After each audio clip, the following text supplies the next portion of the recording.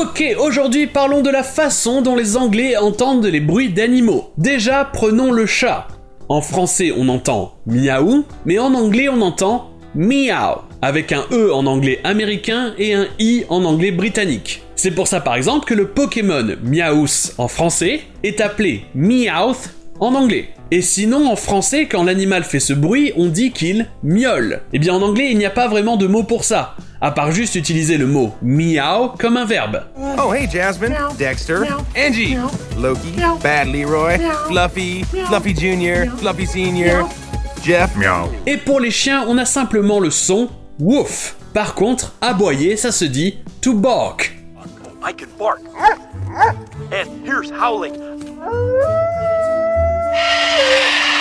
Et sinon, certains de ces bruits d'animaux sont les mêmes en anglais et en français, à part pour un petit changement de son de voyelle. Par exemple, pour la vache, on entend me, mais en anglais c'est moo.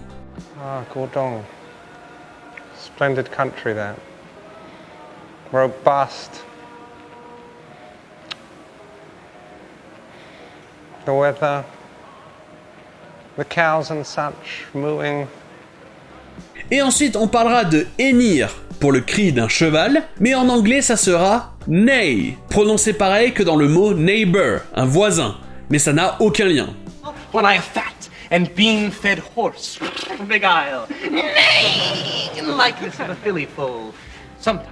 Et j'ai parlé à plusieurs reprises sur la chaîne du fait que le cocorico du coq se dit cock-a-doodle-doo en anglais, mais je n'ai jamais parlé du gloussement des poulets qui se dit to cluck en anglais. Certains d'entre vous se souviendront peut-être de la fausse marque de fast-food à base de poulet que l'on trouvait dans les jeux GTA, qui s'appelait Cluckin' Bell. Et donc ici, le verbe cluck, ça vient du bruit du poulet. Et voyons vite fait d'autres oiseaux, comme par exemple le canard, quack, ou encore l'oie, honk. Honk, c'est aussi un verbe pour dire klaxonner. On aura aussi le hibou et la chouette qui ululent en français, mais qui hoot en anglais. If you run into trouble, hoot twice like a barn owl, once like a brown owl, twice like a barn owl, twice like a brown owl, once like... Et enfin, parlons de deux mots qui sont déjà faciles à confondre en français. Croasser et coasser. Croasser, c'est le cri du corbeau, et coasser, c'est le cri de la grenouille. Eh bien, la ressemblance ne s'arrête pas là, en anglais, c'est le même mot. To croak. Ça, c'était pour les verbes qui vont avec les cris de ces animaux, mais quand une grenouille coasse, les Anglais entendent ribbit.